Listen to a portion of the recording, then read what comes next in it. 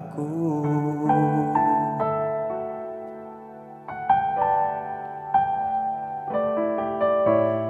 Engkaulah kekuatanku,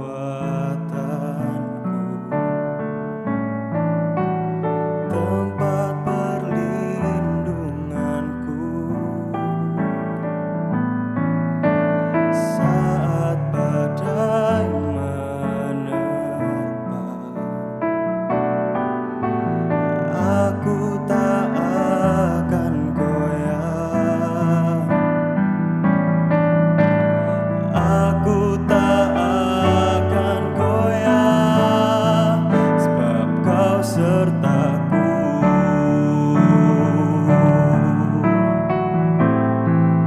Sejauh langit dari bumi, begitu besarnya kasih-Mu, penuhi hati kami yang rindu menyembah-Mu.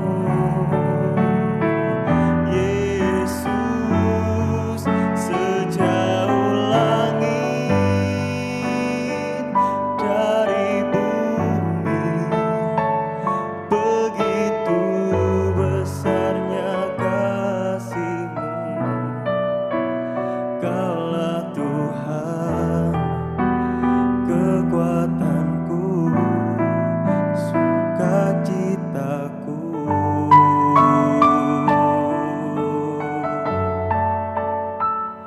Kaulah kasihku,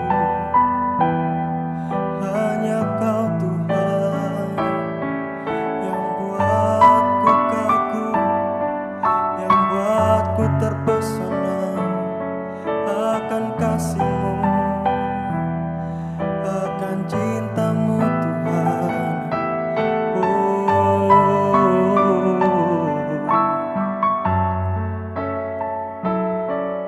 Kau sungguh dahsyat, kasih-Mu luar biasa.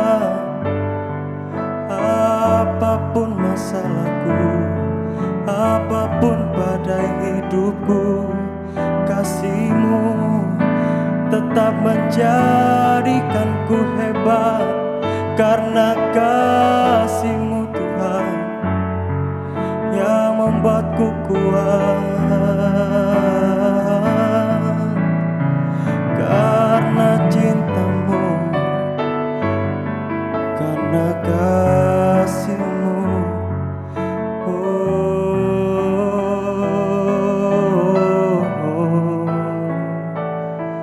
kasih-Mu Tuhan tak terbatas.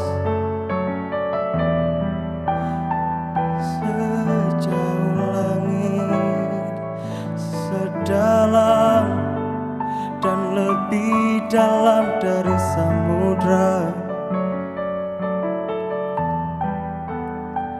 kasih-Mu Tuhan.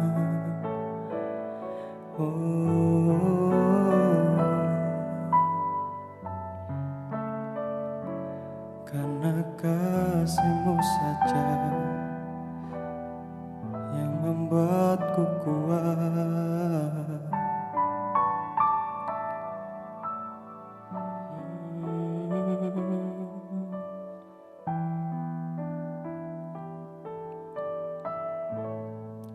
Sejauh langit dari bumi, begitu besarnya kasih-Mu,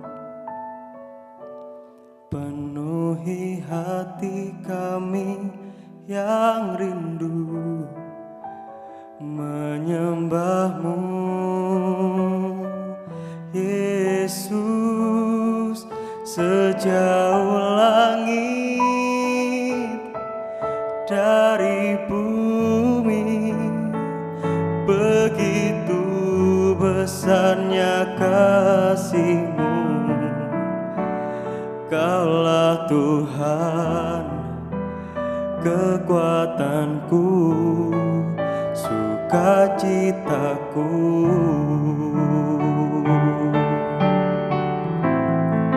Sejauh langit dari bumi, begitu besarnya kasih-Mu.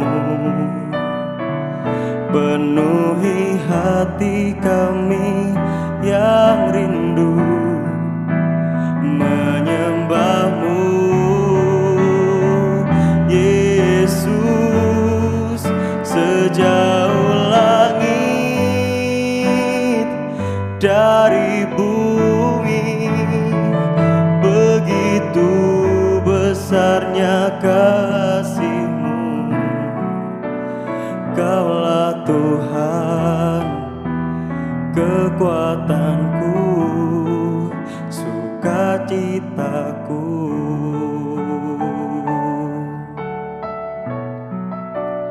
Kaulah Tuhan, kekuatanku, sukacitaku.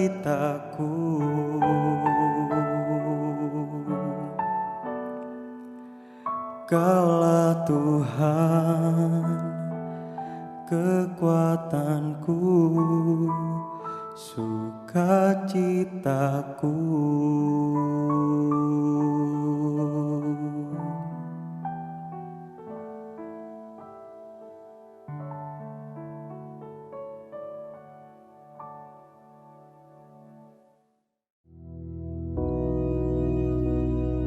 Bapa kami yang di surga, dikuduskanlah nama-Mu, datanglah kerajaan-Mu, jadilah kehendak-Mu di bumi seperti di surga.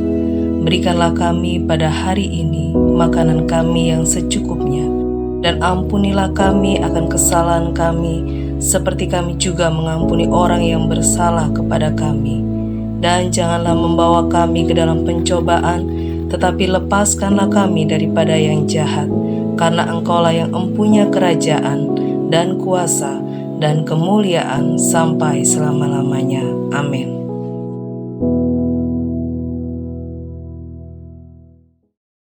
Puji nama Tuhan, saudara sekalian. Tuhan menghendaki supaya kita terus berada di jalur Tuhan. Akan tetapi kalau kita berada di luar jalur Tuhan, kita akan melihat, mengalami, mendapati sesuatu yang sangat mengerikan. Oleh karena mari kita akan lihat bersama-sama di dalam Ayub pasal 1. Kita akan baca ayat yang ke-13 mulai.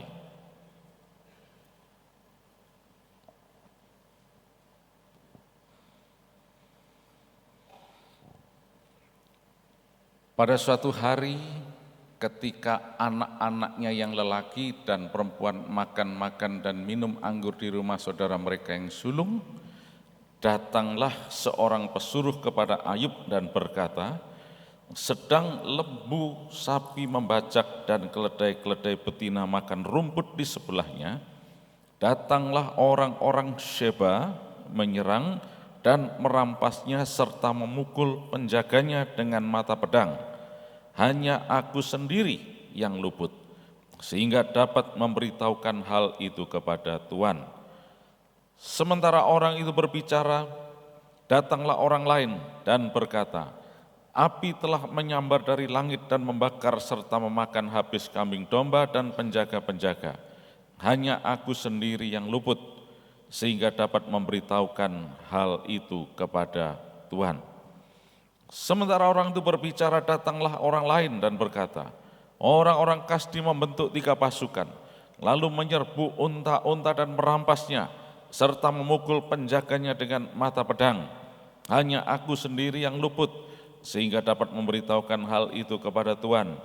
Sementara orang itu berbicara, datanglah orang lain dan berkata, anak-anak Tuhan yang lelaki dan yang perempuan sedang makan-makan dan minum anggur di rumah saudara mereka yang sulung, maka tiba-tiba angin ribut bertiup dari seberang padang gurun. Rumah itu dilandanya pada 4 penjurunya dan roboh menimpa orang-orang muda itu sehingga mereka mati. Hanya aku sendiri yang luput, sehingga dapat memberitahukan hal itu kepada Tuhan. Maka berdirilah Ayub lalu mengoyak jubahnya dan mencukur kepalanya. Kemudian sujudlah ia dan menyembah. Sampai di sini dulu pembacaan kita.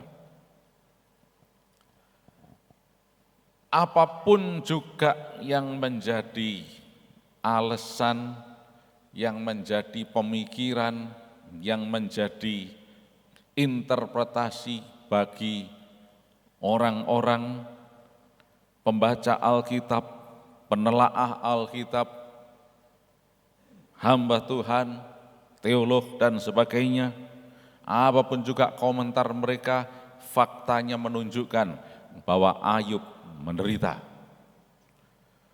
Dia punya 500 pasang lembu, 500 keledai betina, dalam waktu sekejap lenyap, dirampas oleh orang Sheba. Kemudian para penjaga-penjaganya dibunuh. Cuma tersisa satu yang bisa melarikan diri dan memberi informasi kepada Ayub. Ayub juga punya 7.000 ekor domba selanjutnya. Tiba-tiba ada api dari langit membakar semuanya habis, termasuk penggembalanya. Sisa satu saja yang bisa lari memberi informasi kepada Ayub tentang tragedi ini. Ayub punya 3.000 ekor unta dan penggembala-penggembalanya, penjaganya dalam sekejap lenyap karena dirampok orang-orang Kasdim. Hanya tinggal satu penjaga yang bisa melarikan diri, memberi informasi kepada Ayub. Ayub punya 10 anak dan dikatakan di sana mereka sedang pesta-pesta. Tiba-tiba ditimpa oleh badai padang pasir, badai gurun, sehingga tempat tinggal mereka roboh dan mereka semuanya mati dalam sekejap. Harta benda Ayub, anaknya dalam sekejap ludes. Ini fakta yang ditulis Alkitab. Dan banyak komentar diberikan. Yang paling parah adalah bahwa ini semua dilakukan oleh Tuhan. Ini adalah komentar yang paling parah di dunia, yang paling salah di dunia. Karena Allah bukan penyengsara, Allah bukan pembawa malapetaka. Ketika kita memberi komentar, kita tidak boleh asal celometan, nggak boleh asal ngomong, harus ada buktinya. Alkitab mengatakan bahwa Allah itu tidak pernah memberikan kecelakaan. Mengapa kita berani-beraninya? Para pendeta, pengajar, teolog memberi komentar dengan mengatakan bahwa Allah itu adalah pencelaka, Allah yang memberikan malapetaka kepada Ayub ini. Coba kita baca bersama-sama Yeremia 29 ayat yang ke-11. 1, 2, 3. Sebab aku ini mengetahui rancangan-rancangan apa yang ada padaku mengenai kamu, yaitu dan bukan, sampai sini dulu, dan bukan apa? Rancangan kecelakaan. Sudah jelas. Kenapa kita masih berani-berani mengatakan bahwa kecelakaan yang dialami Ayub ini dari Tuhan? Berarti para pengajar yang suka mengatakan bahwa kecelakaan malapetaka yang dialami Ayub itu dari Tuhan adalah pengajar sesat. Pemberita-pemberita yang mengatakan bahwa kecelakaan yang dialami Ayub, malapetaka yang dialami Ayub adalah pengkhotbah sesat. Karena apa? Alkitab mengatakan bahwa Allah tidak pernah merancangkan kecelakaan. Yang percaya katakan amin. Tapi mengapa masih banyak pemberita yang mengatakan bahwa Ayub itu dicelakai oleh Tuhan? Ini fakta ini. Allah tidak pernah melakukan itu. Yang Allah lakukan selalu adalah menciptakan semuanya itu baik, merancangkan semuanya itu baik. Lalu mengapa sekarang Ayub ini mengalami ini? Sudah jelas tadi dikatakan, sebab aku ini mengetahui rancangan-rancangan apa yang ada padaku mengenai kamu, demikianlah firman Tuhan, yaitu rancangan damai sejahtera dan bukan rancangan kecelakaan, untuk memberikan kepadamu hari depan yang penuh harapan. Jadi kalau tidak penuh harapan hari depannya, kalau mengalami kecelakaan berarti itu di luar rancangan Allah, di luar jalur Tuhan. Puji nama Tuhan. Yang percaya katakan amin. Jadi Ayub ini di luar jalur Tuhan, keluar dari jalur Tuhan. Mungkin kita agak sedikit terkecoh dengan kenyataan dalam diri Ayub. Memang ini kontroversial ini, Ayub ini. Tetapi sekontroversial apapun, kita tidak boleh meninggalkan kebenaran Alkitab seperti yang disampaikan oleh pembicara-pembicara, pengkhotbah-pengkhotbah, pengajar-pengajar, yang akhirnya karena terkecoh ini, kemudian mempersalahkan Tuhan, mengatakan bahwa Tuhan yang merencanakan itu kepada Ayub. Banyak hal-hal yang kita baca di dalam kitab ini yang seringkali mengecoh kita, termasuk orang yang ngakunya bergelar doktor teologia, magister teologia sekalipun, sarjana teologia sekalipun, karena terkecoh. Coba kita lihat ayat selanjutnya. Tadi kita sampai ayat yang ke-20, sekarang kita ayat 21. Katanya, dengan telanjang aku keluar dari kandungan ibuku, dengan telanjang juga aku akan kembali ke dalamnya. Tuhan yang memberi, Tuhan yang mengambil, terpujilah nama Tuhan. Nah, ayat ini terkenal. Diberitakan, Tuhan yang memberi dan Tuhan yang mengambil. Ada amin saudara sekalian, oh semuanya amin semua. Lalu karena disuruh oleh pendetanya yang ngomong amin. Tapi coba lihat, yang ngomong ini siapa? Ini konsepnya siapa? Yang mengajarkan bahwa Tuhan itu memberi sekaligus juga mengambil. Tuhan adalah pemberi dan Tuhan adalah pengambil. Tuhan memberi kesehatan, Tuhan mengambil kesehatan. Tuhan memberi damai sejahtera, Tuhan mengambil damai sejahtera.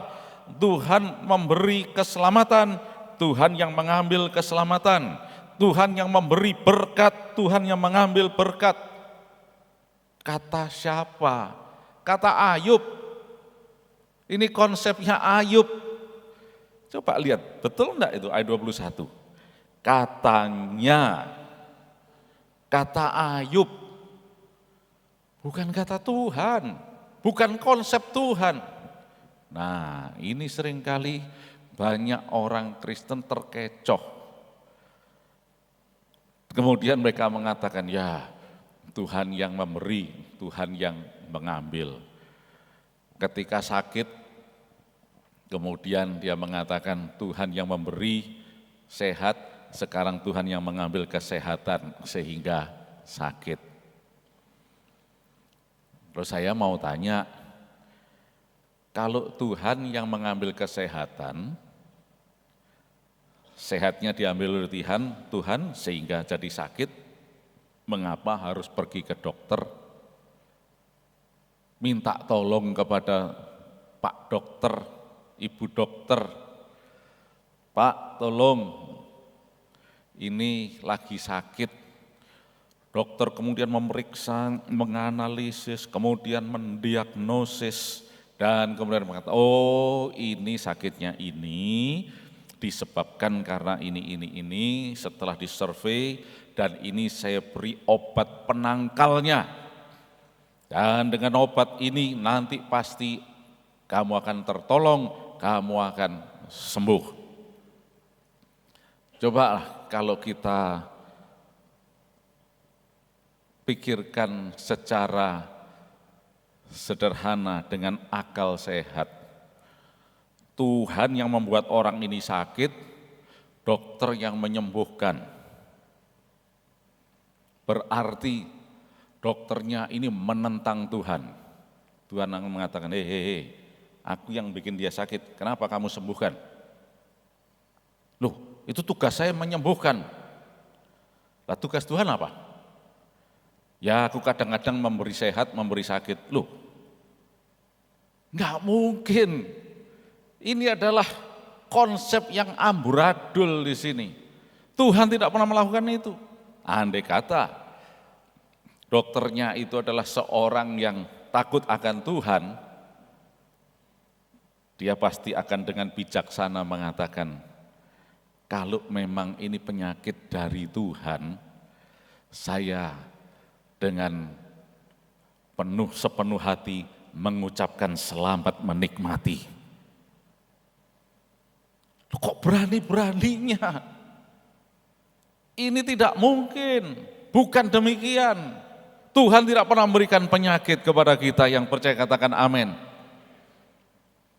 Dokter tahu yang menyebabkan penyakit itu siapa? Ya manusia sendiri yang keluar dari jalurnya. Sudah diberitahu, kalau mau sehat harus makan nasi seperempat, sayurnya setengah piring, nasinya seperempat, dan lauknya proteinnya seperempat piring lagi. Terus dengan bangganya mengatakan, wah aku enggak makan nasi, enggak perlu. Aku enggak mau makan sayur, enggak suka, enggak enak. Terus sakit. Lah yang salah itu loh siapa? Nyalakan Tuhan, nyalakan dokter, nyalakan obat, nyalakan semuanya. Lewong dirinya yang keluar dari jalur kok. Tuhan sudah memberikan jalur yang jelas. Ternyata kita keluar dari jalur. Nah, sudah jelas dikatakan, makan yang sesuai dengan Alkitab. Tapi ya nantang juga, wah enak kok, babi enak kok. Nah, kalau sudah mengalami sakit, bikin ribut seluruh dunia, dokter, rumah sakit, perawat, apotek, termasuk sorga, dibikin ribut semuanya. Karena apa? Karena keluar dari jalur. Wong sudah ada jalur yang jelas. Nah, konsep kita harus sesuai dengan Alkitab. Konsepnya Tuhan, bukan konsepnya manusia. Nah, banyak orang terkecoh dengan konsepnya Ayub ini. Apalagi dalam ayat 22. Nah ini coba lihat ayat 22. Dalam kesemuanya itu Ayub tidak berbuat dosa dan tidak menuduh Allah berbuat yang kurang patut. Wah, berarti betul kan? Ayub itu tidak berdosa. Apalagi terkecoh lagi dengan ayat 1. Ayub itu adalah saleh, jujur, takut akan Allah, menjauhi kejahatan. Iya, Ayub itu saleh, jujur, tapi dia cuma dari kata orang saja, tidak betul-betul mengenal Allah. Buktinya di dalam ayat 21 tadi, dia mengemukakan konsep yang mengguncangkan dunia sampai zaman modern. Ayub ini hidup pada zaman para patriark, zaman kejadian keluaran, bapak-bapak yang kuno, ya, ancient fathers. Tapi sampai zaman modern masih mengguncangkan dunia Ayub ini. Termasuk pengajar-pengajar sesat tadi itu, yang menuduh Allah yang melakukan kejahatan kepada Ayub, mencelakai Ayub. Ayat 22 ini memang Ayub itu tidak menuduh Allah yang berbuat kurang patut. Ayub tidak nuduh Allah. Apa yang kurang patut itu apa? Lihat di dalam ayat yang ke-11. Di dalam ayat 11 itu dikatakan begini, tetapi ulurkanlah tanganmu dan jamahlah segala yang dipunyainya, maka ia pasti mengutuki engkau di hadapanmu. Mengutuki Tuhan itu yang tidak patut, itu dosa. Lalu siapa yang ngomong ini? Iblis. Loh. Seringkali kita terkecoh. Yang tadi Ayub yang ngomong ngawur, udah kita jelaskan. Sekarang iblis yang ngomong, itu juga kadang-kadang dijadikan konsep. Loh, ini konsepnya iblis yang ngomong. Coba Tuhan, ulurkan tanganmu. Kalau dia menderita, dia pasti mengutuki engkau. Targetnya iblis adalah supaya Ayub itu mengutuki Tuhan, maki-maki Tuhan, marah-marah kepada Tuhan, menghujat Tuhan, dan seterusnya. Gara-gara harta bendanya lenyap, gara-gara penderitaan yang dialami. Tetapi kita baca di dalam ayat yang ke-20. Maka berdirilah Ayub lalu mengoyak jubahnya dan mencukur kepalanya, kemudian sujudlah ia dan menyembah. Loh, bukan mengutuki Tuhan. Ini yang disebut Ayub tidak berdosa dengan mulutnya itu tadi.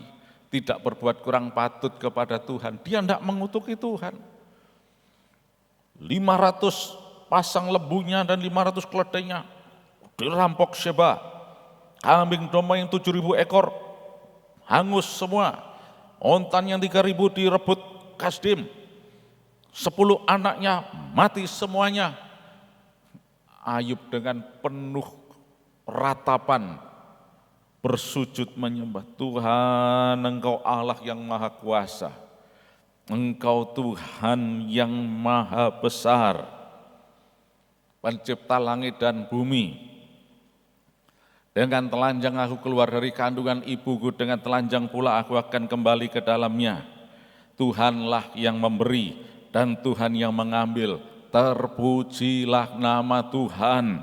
Oh, tidak ada kutukan, tidak ada kata hujat kepada Tuhan. Itulah sebabnya ayat 22 mengatakan, dalam kesemuanya itu Ayub tidak berbuat dosa dan tidak menuduh Allah berbuat yang kurang patut. Dia ngomong apa? Terpujilah Tuhan, nama Tuhan.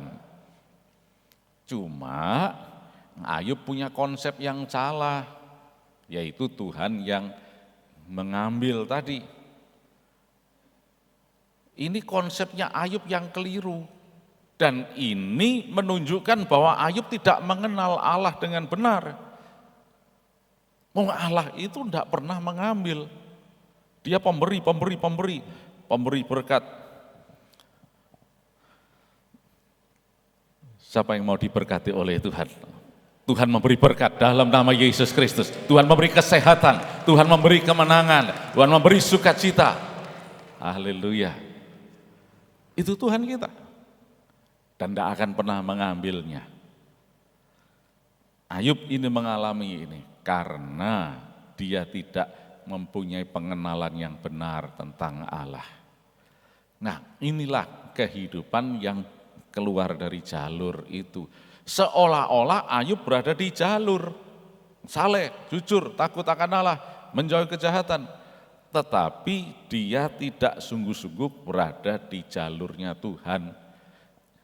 Cuma dari kata orang saja. Saya percaya Ayub tidak pernah nyopet, Ayub tidak pernah mencuri, Ayub tidak pernah menipu, Ayub tidak pernah membunuh, Ayub tidak pernah merampok. Karena dia takut akan Tuhan. Kata orang, tidak boleh mencuri, tidak boleh membunuh, tidak boleh berbuat jahat. Ya, dilakukan oleh Ayub, tidak melakukan semuanya itu. Tapi dia tidak mengenal betul kepada Tuhan.